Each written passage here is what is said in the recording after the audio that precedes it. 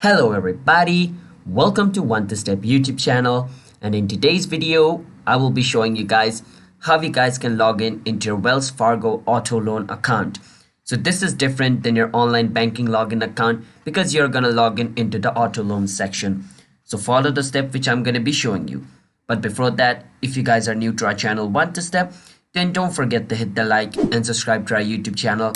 And if you guys have any question, you can ask us in the comment, and let's jump right into the video without any further ado. First step, search for Wells Fargo Auto Loan Login and click on the second link over here. It will take you to the official website of Wells Fargo.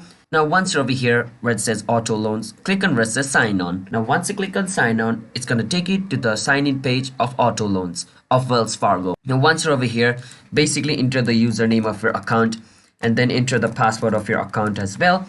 Click on sign on and you should be able to log in into your Wells Fargo auto loan account.